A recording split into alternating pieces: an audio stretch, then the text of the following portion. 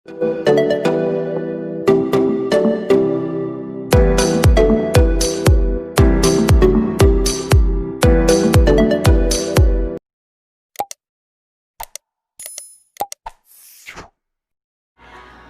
ashimwe bene data nongeye kubakira nanone Imana ibahe umugisha. Ndabashima cyane.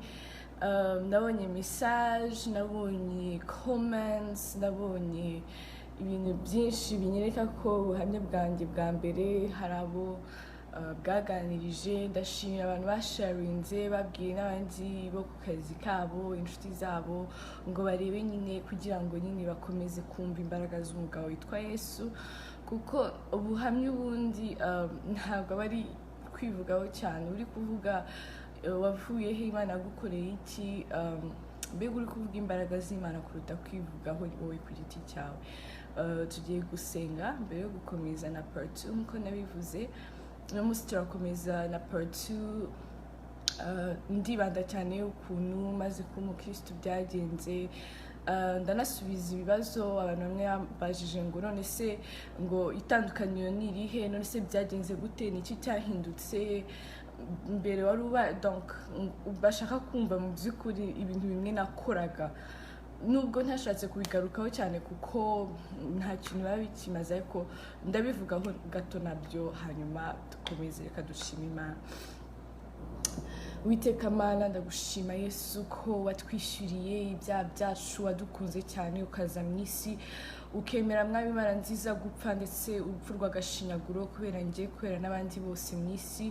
Uhabwe icyubahiro Mana, kuko icyo wakoze naho undi mwana w'umuntu wari bugishobore. Mwami, abantu bose barananiwe, ariko wowe urashobora, wowe kuko ukiranuka, kuko wowe Mwami nta kikunanira. Twebwe nk'abana b'abantu tugira intege nke, twebwe nk'abana b'abantu ducika intege, twebwe nk'abana b'abantu Mwami hari aho tutari tubashije kwigerera, ariko wowe watugereyeyo uduhindura Mwami abana bawe, uduhindura abakiranutsi mu izina ryawe Yesu. Tuguhereye icyubahiro Mwami. Umunsi wa none icyo tuvuga ni imbaraga zawe, umunsi wa none icyo tuvuga ni ubushobozi bwawe, umunsi wa none icyo tuvuga ni uko wadukoreye Mwami ibyo abantu b'abantu batari kudukorera. None tuje kugushima. Komeza ubane natwe Mwami, ubwo mbumbura akanwa Mwami nkomeza kuvuga imirimo ikomeye n'itangaje yawe. Unshoboze mukabera ari wowe utakinga over, ari wowe Mwami uvuga, hanyuma nanjye mbi igikoresho cyawe kubw'icyubahiro cy'izina ryawe none n'iteka ryose. Nsabye kandi mbyizeye, amen. Imana ishimwe cyane. Turakomeza mu kanya. Imana yatwishyuriye ibyaha byacu byose, yatwishyuriye aho twebwe twari dukwiriye gupfa, twebwe yaratubabariye.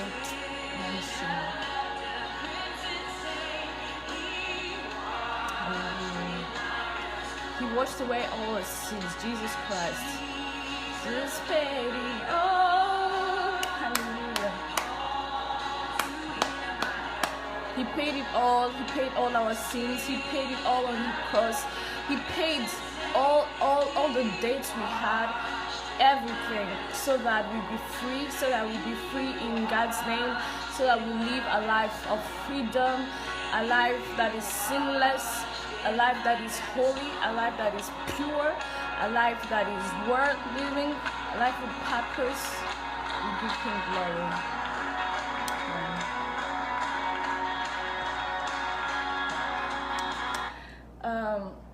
Yesu yarabipfiriye ibyaha byacu byose, ibyari bitugoye byose, ibyari bituruhije, mbega ibintu byose. Okay.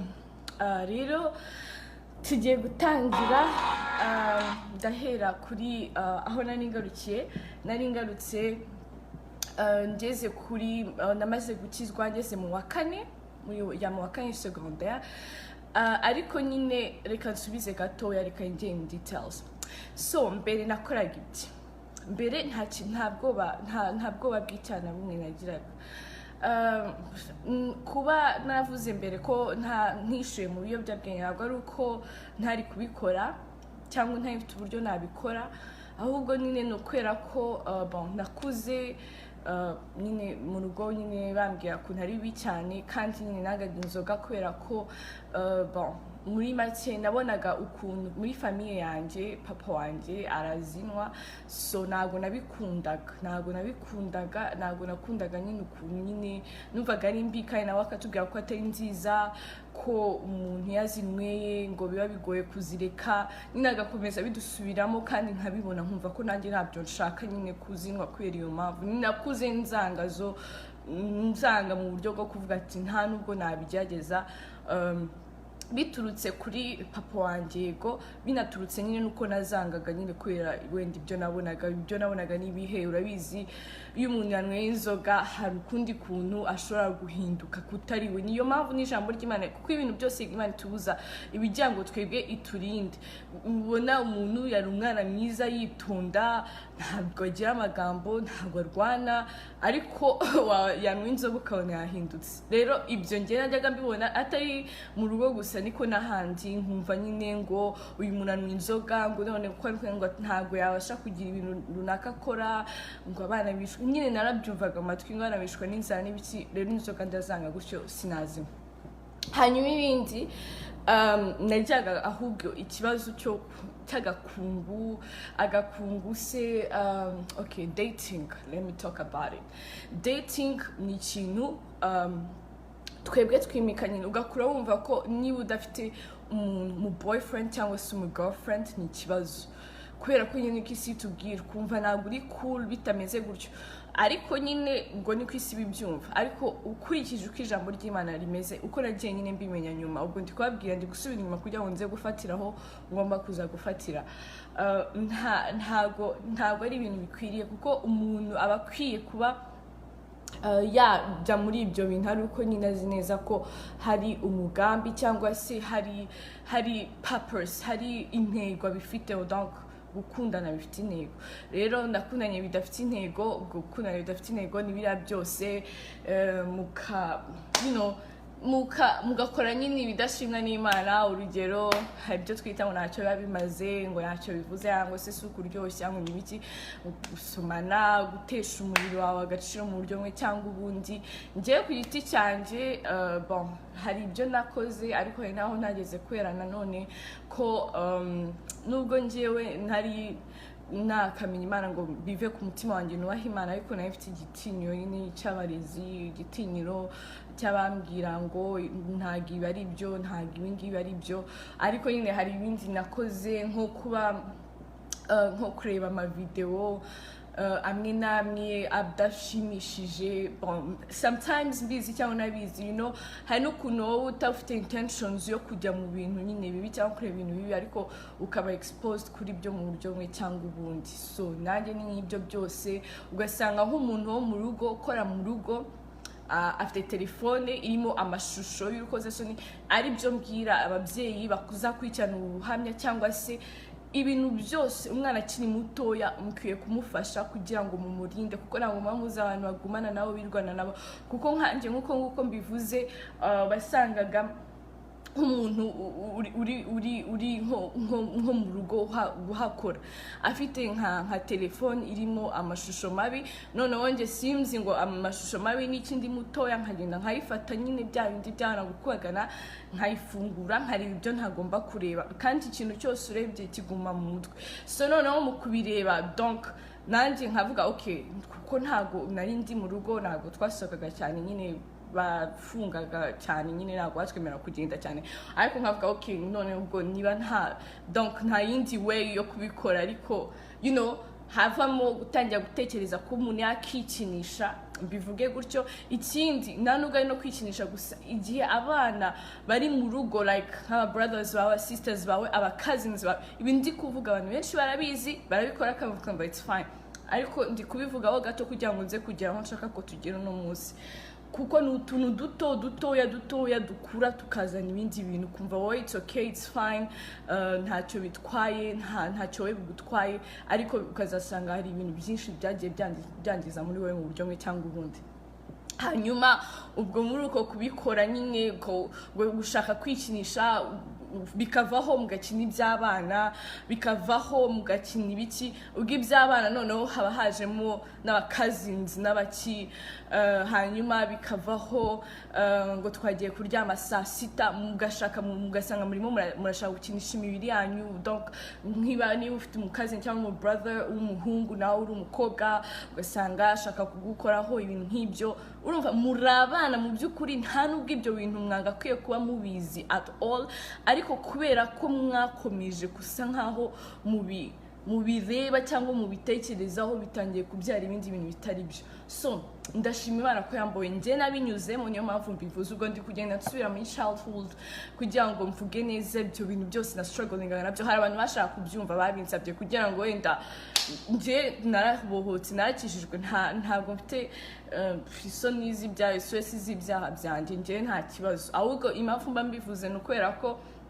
mbashaka ko utwo tuntu dutoya wumva ko ari imikino ngo dating umukobwa uvuye kuri umwe ugiye ku wundi umuhungu uvuye kuri umwe kugira uwundi ibyo wumva ari imikino nawe ariko ejo ntabwo ari imikino wumva uri gutakaza umwanya ariko ntago bira bintu hari ibintu bita ama soul ties nabyo ni ibintu nagiye niga nyine maze gukura nyine ko umuntu agenda kura nago nabyo nari imbizi nyine numvaga icyambere ngiye byibuze nyine nafitaga conscience yuko at least niba datinze na datinga n'umuhungu umwe gusa and that is it ariko wapi hari abandi noneho baradatinga n'abahungu batana at the same time nubwo kandi twa datinze nawe tugashiraho limits z'ukuntu nyine relationship yacu izagenda ariko still uwo nyine yarandakazaga cyangwa nanjye nkamurakaza bikavaho siko Imana yemye urukundo niyo mpamvu turi kugera muri generation harimo ama divorce menshi nuko urukundo nyarukundo rwavuyeho kwihangana byavuyeho umuntu ni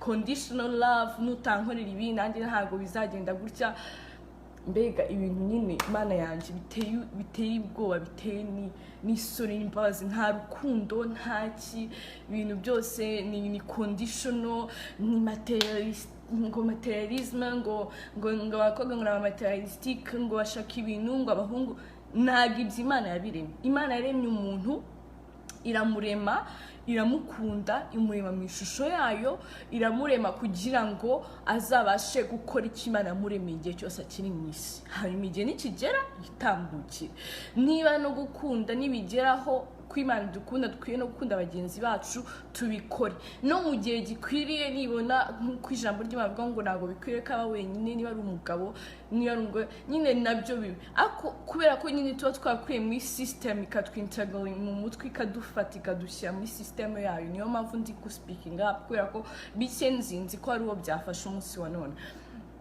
no ugasanga nyine turi muri iyo system turi muri ubwo buryo nyine bwo gutwarwa n'isi ugasanga nyine bitugezeho impact nyine mu buryo bubi nyine ariho hatangira kuvamo mbere navuze kuri depression hariho hatangira kuvamo noneho icyo bita insecurities reka mvuge kuri iri jambo ndashaka mu kinyarwanda ryitwa ngiki insecurities ni hahandi wumva utangiye kuba uratangiye kumanuka utangiye value yawe utangiye kumva ntago ufite agaciro ntago uri mwiza bihagije ntago kandi uri mwiza pe ni Imana yakuremye mu ishusho yawe ariko kumva ntabyo mfite umukobwa akakubwira ngo wowe ngo ntago twakundana ngo kubera ko ntago ufite ibintu bikakubabaza ukumva ubundi se maziki cyangwa umugabo akubwira ngo wowe ngo ntago ngo ufite figure 8 ubwo ni ntago nyine nguteye neza nk'igisabo umva ukababara ukavuga ngo usunzabigenza gute ngo ntiri nk'igisabo kandi Imana iradukunda ugomba kumenya ko uri mwiza ko Imana igukunda umva rero ibyo bintu birakwica urumva like bikora ku mutima and then ukumva ntago wuzuye ukumva hari ikintu ubuze ukumva ntago unyuzwe and then niba utanyuzwe bikwica mu mutima bikakubuza amahoro bikakwica ndetse bigatuma utibona uko Imana ikubona Imana ivuga kuri mwiza Imana ivuga ko ari mu ishusho yayo no se niba warari mu ishusho y'Imana ni iki kikwiye kugutera ubwoba confidence ikagenda no speaking up ibyo wizeye no rero ni ibintu birebire pe urumva ni ibintu byinshi urumva kubivamo no kudilinga nabyo ni process ubasha kubivuga uko wakize ntago njye nari guhagarara cyangwa nkifata nkabivuga ubu ntarakira kandi uwanyijije ni umwe ni Yesu. Impamvu mbivuga nuko namaze gukira kandi nshaka ko n'abagenzi banjye bagira bate bakira. Abakobwa menya agaciro kawe, ntukagire ubwoba ngo umuntu ngo yambwiye ngo urabona ngo ndashaka ibi ngo none ngo nabuze. Imana niyo itanga ibintu byose. Iyo wizeye Imana iguha ibintu byose ikanagukubira. So maze gukizwa ngo ibyo byari imbere gato masangije kuri bikeya bimwe na bimwe. Harimo ibintu byinshi ntiwavuga kukubeshya, narabeshyaga, kukwangana, urangana, ukavuga abantu like babyita bati gossiping, nk'ikizi kuvuga amagambo, you know, like ukavuga abandi bantu nyine ugataranga abantu ukaba wakifuriza umuntu ikintu kibi. Ibyo ni ibintu byose nyine umuntu aba akigendera amataramenya Yesu. Maze gukizwa ngeze mu wa kane, maze kwizera Yesu, n'umwana umwe w'umuhungu w'inshuti yanjye yitwa Elvis, Imana imuhe umugisha. Yaramfashije, ni umuhungu rwose w'intwari nawe, kubera ko nari menyereye ko abandi bahungu baza kumvugisha bafite icyo bashakaho. Actually nabyo nakuranye ibyo bintu ko bw'abahungu bavugisha abakobwa bafite icyo bashakaho, kubera ko igihe cyose bamvugishaga njyewe abandi sinzi uko bigenda, ngo nyine sinzi niba directly cyangwa indirectly nyine bituma na trust yanjye igira ikibazo, nyine kwizera abantu, kwizera iki nabyo bigira ikibazo nyine, kuko nabonaga nta muntu nyine ukunda nkuko unconditionally nkuko nabivuze nyine like ndagukunze nkukundiye ukuri, Imana iguha nyine ukumva ukunze umuntu nyine ko ari umuntu nyine. Rero numvaga nta bantu bameze batyo babaho, bitewe wenda n'ibyo naragiye mbona cyangwa mfacinga. Ariko nyine Imana ishimwe ko ubu ngubu mbibona ko hari abantu bakunda abandi bantu nta kindi babakundiye, just kuko ari abantu. Imana ishimwe cyane. So nyine uwo muhungu rero yaramfashije, aramfasha akageza kunsura, tugasoma ijambo ry'Imana, nta kindi. Aramfasha cyane, yari pastor ku ishuri ryacu, tuba inshuti cyane, akamfasha, akamubwira nyine ibyo bibazo byanjye bimwe na bimwe, akangira inama. Umva Imana ishimwe, hari inshuti Imana ikuzanira zikagufasha mu rugendo rwawe. Hari n'undi inshuti wanjye w'umukobwa nawe yitwa Dison, turafatanya mu murimo w'Imana nyine muri Rwanda New Shine. Nawe yaramfashije cyane, akambwira ngo tugende gusenga, kuko njye nari ndi mu yindi si, abandi nari ndi ntabwo ari bibi, ntabwo mvuze ngo ni bibi, ariko hari indi si wabibereyemo. Za Miss High School 21, ibintu byinshi bya entertainment byose nari mbirimo by'aba teenagers kabisa. Abanzi kabisa nyine baranze bamugani, but nyine ntabwo ari bibi gusa, nyine biterwa nyine n'impamvu urimo cyangwa n'uko birimo. Ariko nyine urumva ubaye mu yindi si, rero niyo mpamvu ndi kuvuga ko ari byo niberagamo. Hanyuma ubwo rero anjanye tujya gusenga. Maze gukizwa nyuma y'umwaka umwe mba pastor ku ishuri ryacu. Ariko njyewe nakijijwe rwose, nihaye ubuzima bwanjye Imana rwose, nari buhaye. Ntabwo ari bya mikino ngo ndi umukristu, ngo niyo mpamvu ari ndi umukristu ngo nyine ngo ni hano. Ijambo ry'Imana avuga ngo niba ugize udashyushye cyangwa ukonje, donc nzakuruka, ukonje cyangwa ushyuhe. Kuko iyo udakonje, niba uri mu by'isi kabisa, ikibazo ntabwo uzi igihe uzakirizwa. Niba uri mu by'isi ko umva shyuha cyangwa ukonje cyane kabisa, bajya bakubona bavuga ati dore wa mukobwa wa naniranye, cyangwa se bakubona bavuga ati dore wa mukobwa wa Yesu. Niyo nama nakugira, cyangwa bakubona bavuga uyu muhungu ni wa Yesu ntiwakoraho, cyangwa bavuga ati uyu muhungu Yesu we you know. Kuko iyo birimo byombi nta hantu utera imbere. Biragoye kugira ngo ukorere ubwami cyangwa ukeze abami babiri maze ubutsindemo neza byose. Sinzi imbaraga waba ufite pe, biragoye n'umuntu ubikora ntabwo nzi uko abikora, ariko biragoye. So njye narakijwe ibintu byose biba ngombwa ko nshyira hasi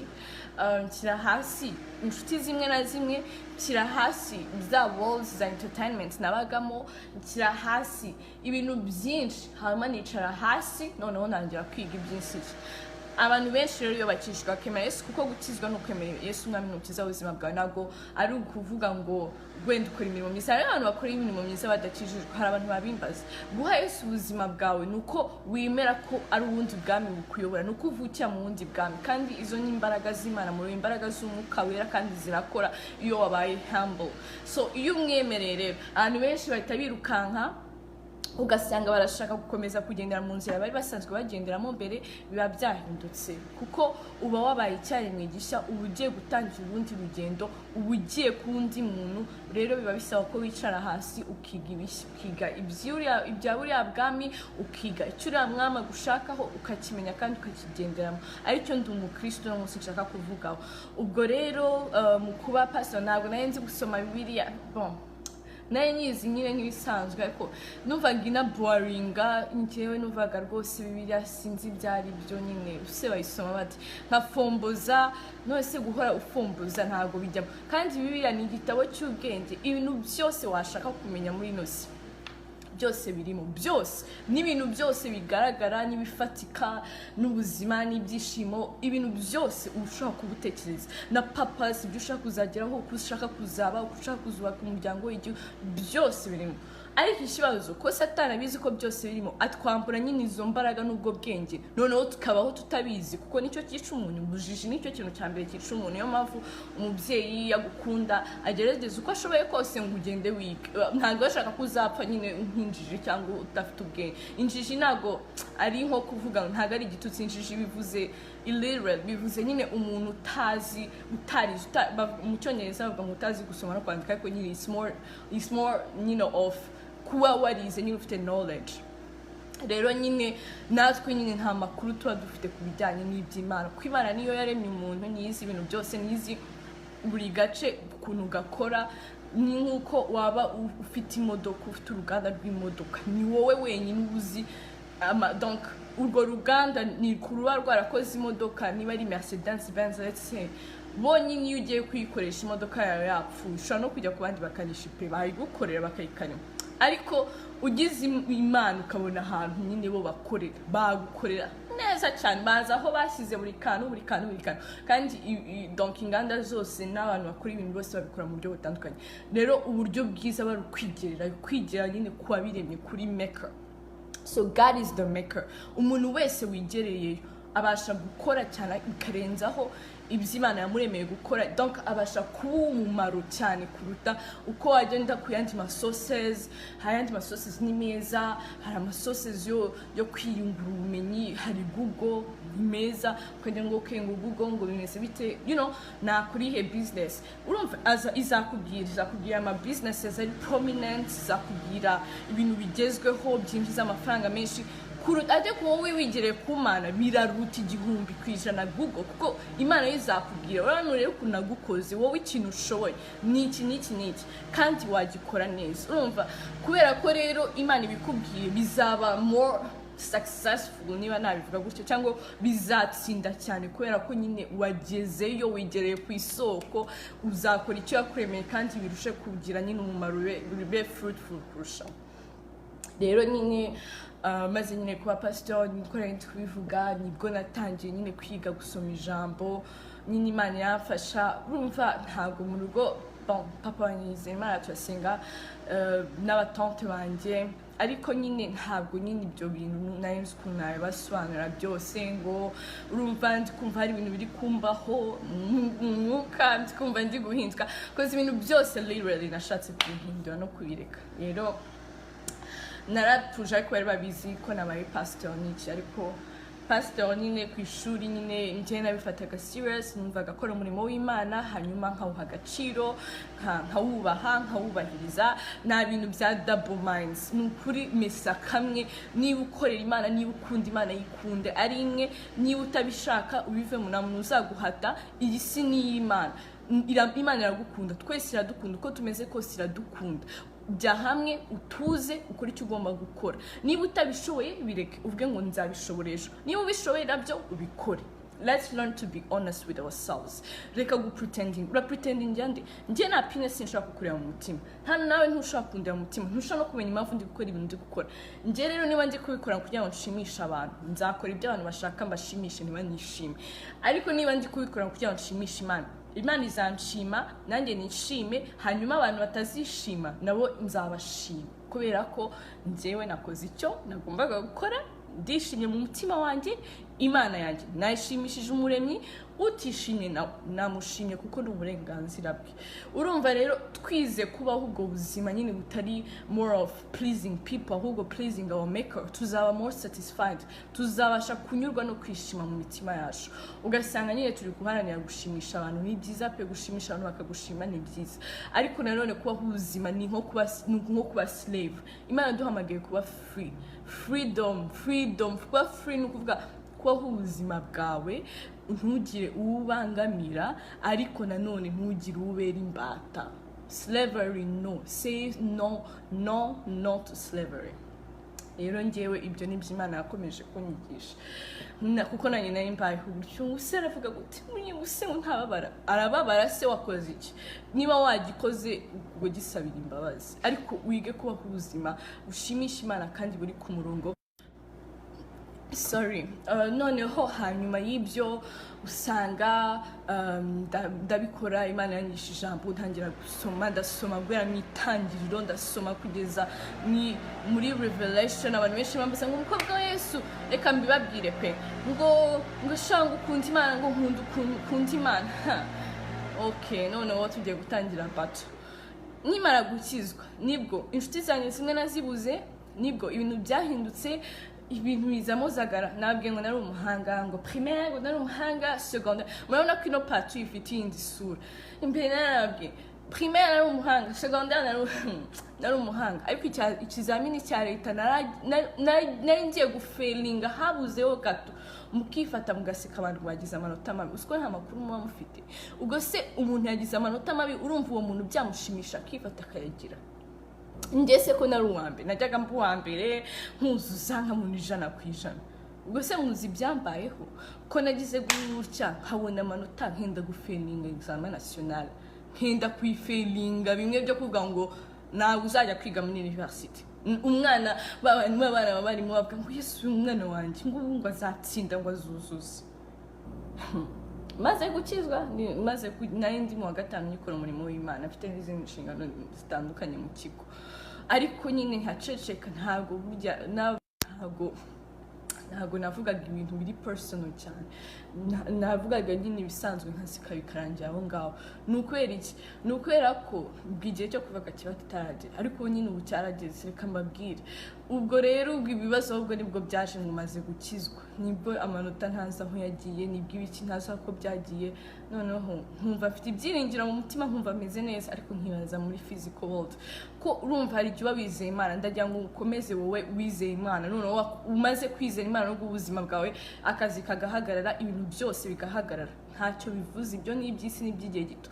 Imana iyo yabiguhaye imbere nizongera ikanabigo, kandi izaguha ibirenze ibyo yaraguhaye imbere.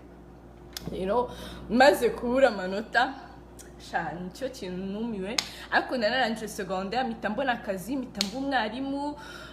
Ndasuhuza abanyeshuri banjye bose kuri Excellence School, mva ndabakunda kuko nabashaka kuri discipline nyinshi bakanyanga, ariko nge ndabakunda kubera ko nabifurizaga ibyiza. Ubwo numva naratangiye gukizwa, umurongo ari umurongo umwe, ibintu byose narabaye nkize hasi, ibintu byose birimo jagara, ni umurongo umwe. Niba ari iki ni umurongo umwe, mbega umutima wanjye numvaga nshaka nyine ko ibyo Imana ishaka, nkuko n'uno munsi mbishaka, nkuko nzabona mbishaka kugeza iteka ryose.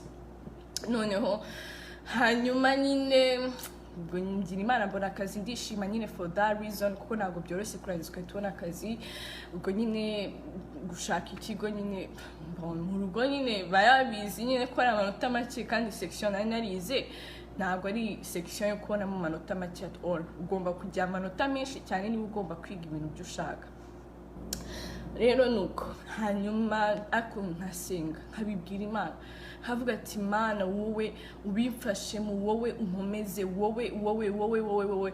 Donc niziye Imana, niringiye Imana, nzi ko izabasha kubinshoboza, nzi ko izabinkorera, kandi nukuri Imana ni nziza, Imana ishobora byose.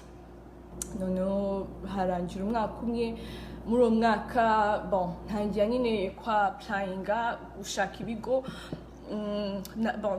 Mbere nababwe, so mbere numvaga nkiri umuhanga, numvaga urariza abana benshi babonaga ama presidential scholarships bakajya kwiga muri Amerika. So numvaga nanjye nzajya kwiga muri Amerika kundi umuhanga, nyine mfite amanota menshi cyangwa iki. hanyuma birangira ntabibaye, hanyuma nshika nyine ndababara ariko nyizeye nanone Imana. Birangira rero kuko Imana ari Imana nziza, ari Imana y'ubuntu, ari Imana ishobora byose.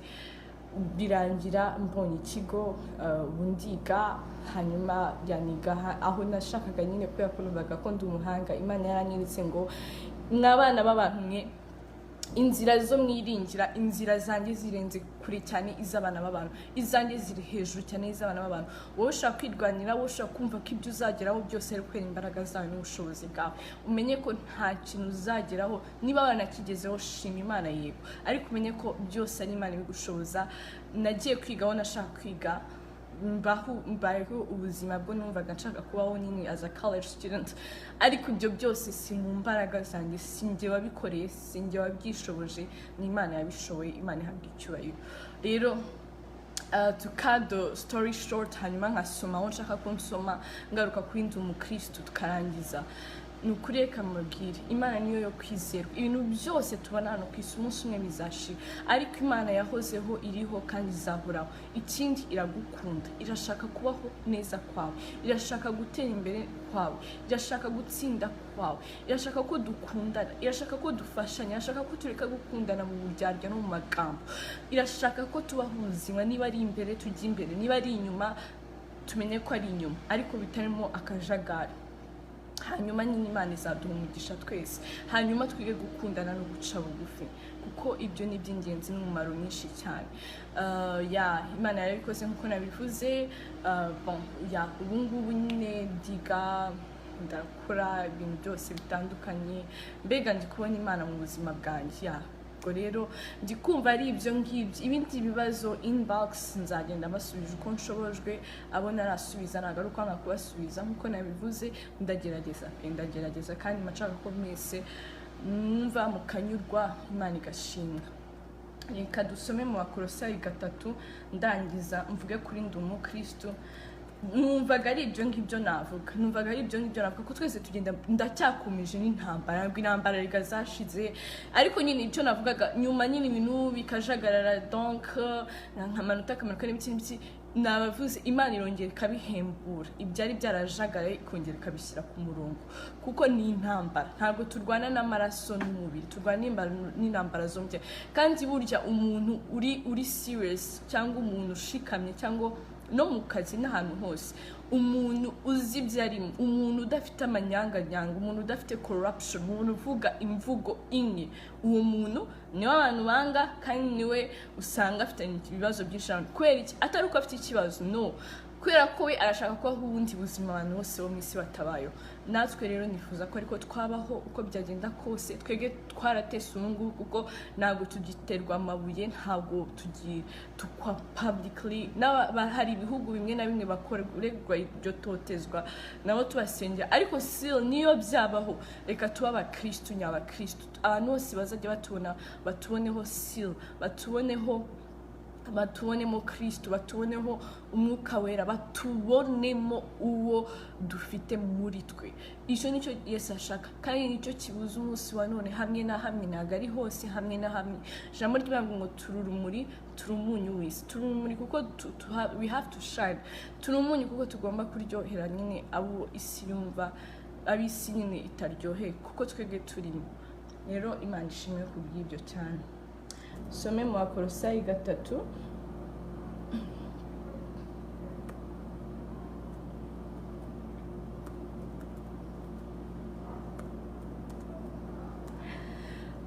Turasoma Bakolosayi 3, Bibiliya yera, haranditse ngo nuko rero niba mwarazuranwe na Kristo, mujye mushaka ibiri hejuru, aho Kristo ari yicaye iburyo bw'Imana. Mujye muhoza umutima ku biri hejuru, atari ku biri mu isi, kuko mwapfuye kandi ubugingo bwanyu bukaba bwarahishanwe na Kristo mu Mana.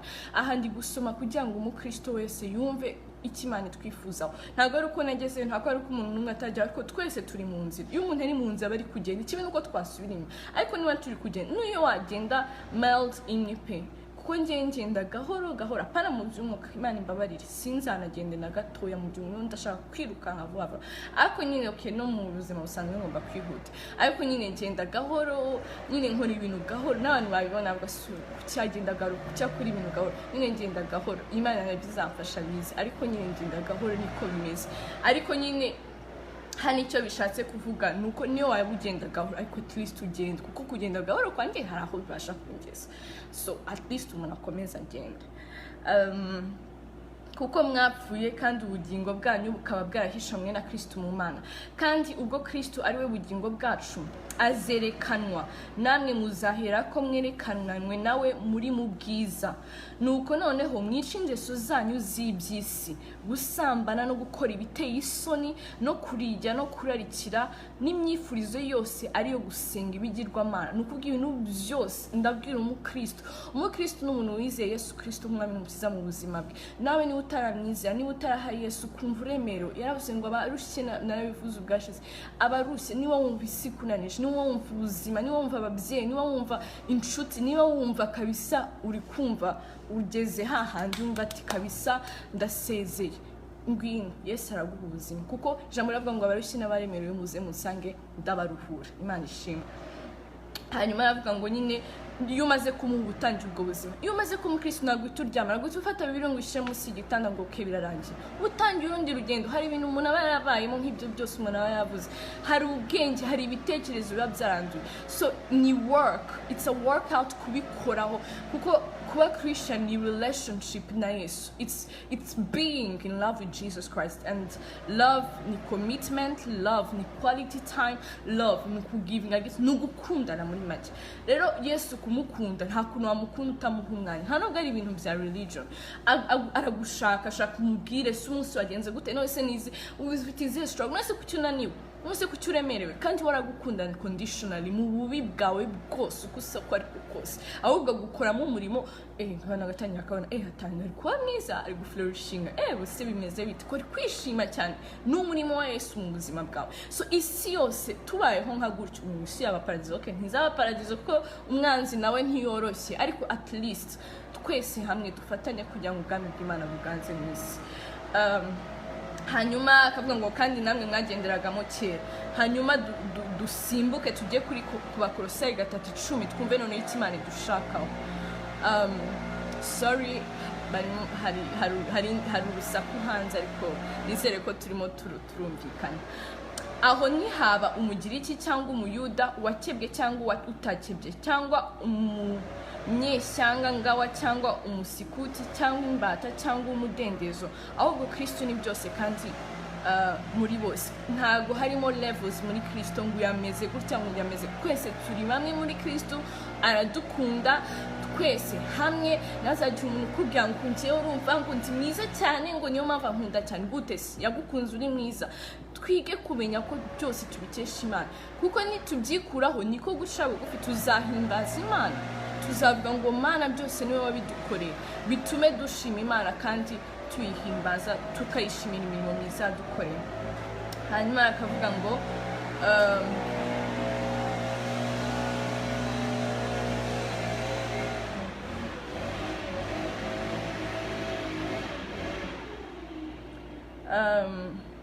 ngo twiyambure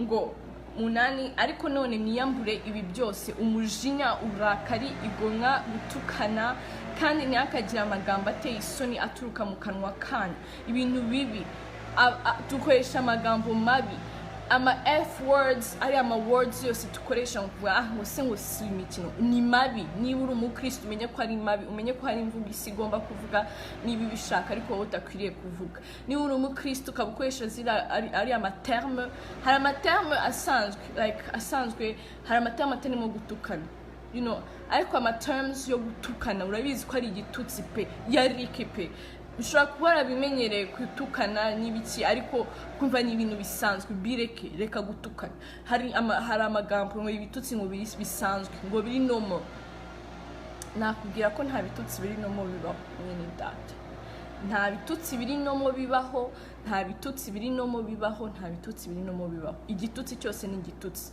Ni nk'uko utavuga ngo wafashe ngo itara ryahindutse isahani cyangwa isahani yahindutse itara. Ntabwo bishoboka. Ni itara ni isahani, ni ibintu bibiri bitandukanye. Rero tumenye amagambo yacu tuvuga, niba ayo dukoresha umunwa wacu tuvuga nk'uko ijambo ry'Imana rivuga ngo dukoresha umunwa wacu ngo dukursinga tuna blessing at the same time, tuvuma noneho tuganahesha umugisha, kandi ni akanwa kamwe. Menya akanwa kacu niko Imana yaremye kugira ngo ikoreshe tuvuge ibintu bize mu buzima, duhamagara ibintu biri mu mwuka tubizane mu buzima. Nitugakoresha nabi bizagenda bite? Ntabwo bikwiriye.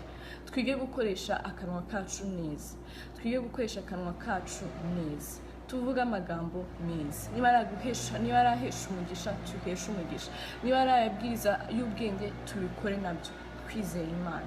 Imana ibaho umugisha. Hanyuma hakavuga ngo twebwe dukora iki? ngo ariko yego nashimwe mwihanganirana 13 Abakolosayi 3 niho ndi gusoma. Turi kureba hano bavuga mu Bakolosayi 3 bavuga mu ngo ibintu umuntu yahoze akora kera, noneho ngo niba ari umukristo dukwiriye kubaho dute. Tubeho nk'abakristo, kandi tubeho ndi umukristo w'ukuri, ndi umukristo agaragaye, ndi umukristo urukundo, ndi umukristo ubugwa neza, ndi umukristo imbabazi, ndi umukristo guca bugufi, ndi umukristo. Ni ukuri tubeho ubwo buzima bwa ndi umukristo w'ukuri. Haravuga ngo ariko ibigeretse kuri ibyo byose mwambara urukundo, kuko ari rwo murunga wo gutungana rwose. Rwa rukundo rw'ukuri ruva ku Mana, atari urw'abantu. Ndagukunda se urampiki nose ngenda rwose pe. Ni ukuri kuva kera mbabwira ikintu kimwe, ntabwo nakundanaga cyane, ariko ikintu cyo kugira ndacyanga pe. Umva, n'abazi babihamya kandi n'abatabizi babimenye. Ikintu cyo kugira sinabyita gute, kutari gutuma abantu nyine kushyira abantu mu nzego, bon apana iby'igiciro n'ibindi story, ariko nyine kudaha umuntu agaciro ke nk'umuntu, ngo ameze gutya, ngo asa gutya, ngo afite nyine ugashaka kureba abantu mu butunzi cyangwa mu ki. Ni ukuri cyo ni ikintu kibi. Imana tubabarire tukihane. Urebe umuntu nk'umuntu, ubona umwana utariye reka mpite mbivuga, ubona umwana utariye umubone nk'umuntu kandi umuntu ushaka kuba umwana wawe. Ubona umukobwa mwiza w'imyaka 16 uri umuntu w'umupapa mukuru, umubonemo nk'umwana wawe azashaka. Niba udafite n'umwana, umubonemo nk'umwana wa mushiki wawe azashaka, cyangwa se ubona umuntu nk'umwana. Ikintu cyo wakifuriza undi, donc wowe ku giti cyawe cyangwa umuntu ukunze ukimwifurize. Abahungu, abakobwa, umukobwa ubona umuhungu nk'umuhungu w'Imana, umuhungu ubona umukobwa nk'umukobwa w'Imana, umuha agaciro nkako. Ni ukuri pe, icyo kintu naracyanze kuva kera, na n'ubu ndacyanga kandi nzakora nacyanga. Ikintu cyo kurebera abantu mu yindi ndorerwamo, kubareba uko batari, kubareba uko Imana itabita. Imana twese yaturemye ishusho. Uri umuntu kandi uri umuntu mwiza rwose. Ntihakagire umuntu wifata agashaka kukumanura cyangwa kugushyira hasi ngo kubera ko ngo udafite ibintu n'ibi. Imana yarabiguhaye, Imana iragukunda. N'ibyo udafite uno munsi kandi humurije izabiguha. Uri umuntu kandi uri umuntu mwiza pe, mwiza rwose, ubereye Imana n'abantu n'isi yose. Rero ntihakagire umuntu n'umwe ushaka kukwereka ko cyangwa ushaka kukumvisha ko ntabwo ukwiriye, ntabwo ubereye, ntabwo uri mwiza. nta mpamvu. Imana iragukunda. Hanyuma harakavuga ngo kandi ngo mureke amahoro ya Kristo atware mu mitima yanyu, aho iyo mwahamagariwe kuba umubiri umwe, kandi mugire imitima ishimwe, muhore mushima Imana. Ijambo rya Kristo ribe muri mwe rigwiriye rifite ubwenge bwose, mwigishanye muhugurane muri zaburi n'indirimbo n'ibihimbano by'umwuka, muririmbirane Imana ishimwe mu mitima yanyu. Kandi icyo muzavuga cyose nibyo muzakora, mujye mubikora byose mu izina ry'Umwami Yesu, mushime Imana Data wa twese kubw'uwo. Amen. Icyo ni Imana idushaka. Mwene data, niba wumvishe iri jambo uryakire kandi turigenderemo. Ndi umukristo, ndi umukristo. Ijambo rya Kristo dutindane naryo, tubeho ubuzima rwose bubereye Imana, bushimwa n'Imana ndetse kandi bushimwa n'abantu. Hanyuma ndangiza nkuko nabivuze, maze gukizwa rero abantu bajya bumva tumuhoze, navuze ko nzayigarukaho gato. Tumuhoze rero yatangiye gutyo. Yari kuri anniversaire yanjye, yujuje imyaka 19. Noneho ndareba ndiba ukuntu Imana yangiriye neza, nkuko nabivuze mbere. Ngiye nta kibazo cy'ibintu biri basic nagize, ibiki n'ibiki, ibintu byose by'ibanze Imana yarashoboje ndabigira. So ndareba mbona ukuntu fete anniversaire inshuti zose ziba zishaka kuza, zishaka kugushimisha n'iki, ziguha impano. Hanyuma rero umushuti umwe yarampamagaye ambwira ngo ndashaka iki kuri anniversaire yanjye. Ndareba kuri mbona ndanyuzwe rwose, ntacyo nshinja Imana, hahandi uvuga ati Imana ni wowe ndagushima pe. Hanyuma ndamubwira ngo ntacyo, ariko yarabimbajije akomeje. Hanyuma nyine amaze gukupa ndongera arampamagaye ambwira na n'ubu njye naramuhamagaye, I think niba mbyibuka neza, ndamubwira ngo nyine nabitekereje ngo nta kintu ushaka, gusa ushatse gusuremera. Twese duhora dufite ibintu dushaka pe, nabivuze, ariko nararebye nabwa nyine ku rwego rwanjye numvaga ibyo mfite bimagije. Rero ndamuhamagara ndavuga ati ariko rero njye nshobora kuba mfite ibi n'ibi, ariko nyine undi mwana udafite ibintu nk'ibi n'ibi. Natekereje ku bana mbere. So dushaka abantu, dushaka ahantu, dushaka kujya gusura ahantu. Nyine baratubwira ngo hariya nyine hasanzwe ari abantu bahafasha. So nyine nk'inshuti ntabwo twe dufite ibirenze. Nabwanyije papa wanjye, ndambwira papa kusanzwe umfasha tugacelebra anniversaire, ndashaka nyine kuno munsi nyine amafaranga wari twari tuzakoresha mu gukora fete mu rugo tuzayabike, noneho yampeze amenye nyine amafaranga, maze ubundi nzakora nyine ibyo. Ndabimusobanura, ntabwo namubeshye, nabimusobanuriye. Gusa arambwira ngo ugiye gufasha wowe urifashije, which makes sense. Nta mafaranga nari mfite, nari umunyeshuri, ntabwo watangira ngo gutangira gufasha, nta n'akazi ufite. Utangiye wafasha yego, ariko ngiye buryo nari ndi kubivuga yari binini, numvaga nshaka ibintu binini nyine bisaba amafaranga nyine menshi, atari menshi cyane ariko nyine menshi, kuko amafaranga yose aba ari menshi buri. Hanyuma rero ubwo arabyemera, aramfasha, ashaka papa Imana umugisha, ameza n'andi yose nyine nshaka no kuza gukora fete nyuma yaho, byose ibyo nshaka. N'abashiti bandi baramfasha, nawe Imana umugisha bamfashije bwa mbere. Umva biba byiza cyane, abantu benshi ni barambwira ntabwo bigomba kurangira aha ngaha, bigomba gukomeza.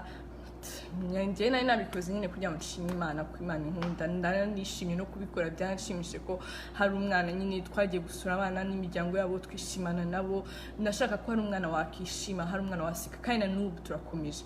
Tumuhoze rero dutangira kwishyura abana amashuri, bafite abana 15, abantu bagenda badufasha batandukanye, bumvishe tumuhoze bakadufasha. Nuko nshyira kuri social media platforms zanjye kabipostinga. Burya social media ni ikintu cyiza wakoresha neza kikakuzanira inyungu nyinshi. Kuno kuntu umuntu ayikoresha, hari abantu bazi ngo ari mu mikino. Yes, mbere nayikoreshaga mu mikino, ariko ubu ntabwo nkikoresha mu mikino. Edo nyikoresha kugira ngo nyine making a friendship which is not a game, cyangwa nkayikoresha kugira ngo ntangeho ubutumwa, cyangwa se nkayikoresha kugira ngo mvuge ntangeho itangazo. Rero niko social media is good, ariko uyikoresha udasebya abantu, uyikoreshe ndabwira ndi umukristo n'abandi bose bajoininge, kuko Imana iri open ku muntu wese. Ntabwo uyikoresha nyine wubaka abandi. Hari abantu baba bihebye. Njye hari ibintu njya ndeba, hari amasermons ndeba, hari ibintu byinshi ndeba bikansubiza intege mu bugingo, kuko muri ino si umuntu aba agikomeje intambara nziza yo kwizera. Yikoresha neza, ifasha abandi bantu. So nandi ko mbipostinze abantu bakabibona, bakama feedback nziza, twagufasha abo bana n'ibandi, nkabasobanurira, bakaza bagatanga inkunga, abana bagakomeza amashuri.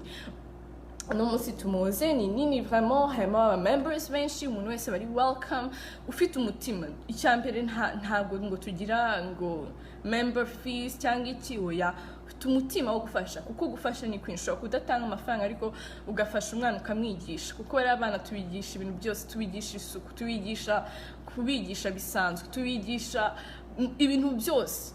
Ntabwo umwana bakeneye gusa amafaranga. Njye navuze ngiye ibyo nari mbifite already, ariko still ntabwo numvaga nishimye. Kabigisha ijambo ry'Imana, kabigisha ibyo ibifatika nabyo kabiba, twese tugafashanya. Umwana umuturanyi wawe nirwo rukundo, tureke kuvuga urukundo mu magambo. Umuturanyi wawe ufite ibiro 5 by'umuceri, muhe kimwe cyangwa kimwe n'igice, hanyuma nawe ikindi ukisigaranukire. Donc twige, ibintu ni byiza pe, ariko nitudafashanya nta kintu bimaze. Kandi ngiye nshobora kuba numva uburyo nagufasha atari bwo wamfashamo, ukavuga ati ngiye rwose nta mafaranga mfite yo kuguha pe, ariko ngiye nzagusengera rwose umurimo wawe Imana iwukomeze. Njya mbona abantu bambwira gutyo, ndabashima, Imana ibahe umugisha. Cyangwa akavuga ngo kingo ngiye ngo ariko ngo akambira ubuhamya, nabwo uramfasha ngo narabyumva, ngo nabonye ibintu wanditse ngo maze ubundi nyine tubeho dufashanya n'ukuri. Kandi niba utabizi ntubyihingemo pe, ureke Imana igukoresha uko ubishaka. Nanone ntabwo mvuze ngo jya kwihingamo gukora ibintu bitari ibyawe ngo ushimishe, ngo oya. Imana iratuzi, yaturemye dutandukanye, ntuzaba nkanjye nanjye sinzaba nkawe. Niba mvuga cyane ntuzavuga cyane nkanjye, niba kandi nandika cyane ntuzandika cyane, ariko nawe niba uzi kuririmba uzaririmba kundusha. Twese Imana hari icyo yaduhaye kandi kugira ngo dufashanye tugere aho tugera. Nyine Rwanda Nation nayo navuzeho ko ari uko byatangiye nyine kuvuga ubutumwa, na n'undi akomeje hano hose, cyane cyane urubyiruko, kuko mbona nyine ari twe rwose tubitakaramo. Sometimes abantu batumva imvugo yacu, niyo mpamvu ngiye mashaka kuvugisha abantu nyine urubyiruko cyane cyane. Ntabwo wumva imvugo yacu, umubwira gukundana, ngo uzakundana ugiye gushaka, ugatse ko uzi ibyo ndi kukubwira, ubundi nzakundane ngiye gushaka se ibyo bizamfasha iki? Nyine ntabwo wumva ibyo, ariko baba batubwiza ukuri. Nuko sometimes batadusobanurira nyine ngo bagiye in details, nkuko nyine nagerageje kubivuga. Impamvu bakubwira ngo uzakundane ngiye gushaka, kugira ngo wirinde, kugira ngo utazakomereka muri ibyo byose urukundo. Kandi niyo utakomereka nanone, kugira ngo uzajye gukundana uzi icyo ushaka, mufite intego mwembi. Si umwana w'imyaka 5, 6 primaire 12, 13 abamaze gufata umwanzuro wo kuvuga ngo ngiye gushaka, ngo kandi ngo intego yanjye ngo n'urugo muri biki n'ibiki, happy muri mu mikino. Kandi iyo mikino Imana ntabwo twebwe twemerera, y'imikino nyine iyo yose nagiye mvuga hejuru. Kandi ku rundi ruhande nanone bishobora gutuma nyine hazavamo bya bintu nyine ugatangira ugatekereza ku bintu byinshi, nturarangiza no kwiyubaka. Uri muto, banza wige, niba udafite uko wiga ushaka imirimo ukore, career yawe y'building, iyungura ubumenyi. Jya Google, hariho ibintu byose. Jya Google ureba amafoto pe, yarebe pe, ariko uve ku mafoto ujya ahandi wiga ikintu runaka. Ubuzi ngo hari ikintu uri gukora, niba uri mu ishuri umenye ngo uri mu ishuri uzi ibyo uri gukora, niba uri mu donc ibintu byose like umenye ukuntu ibintu byawe bipanze ku murongo. Niba uri mu kazi umenye ngo ndi mu kazi, ndi gupanga ibintu byanjye bimeze gutya na gutya, nzabigenza gutya na gutya nyine. Kandi ibyo byose nkuko nabivuze biva mu Mana, kuba serious cyangwa serieux, ugashyira ibintu ku buryo, ugashyira ibintu ku murongo, ukareka gutakaza umwanya, hanyuma Imana ikabana nawe nayo ikaguha umugisha.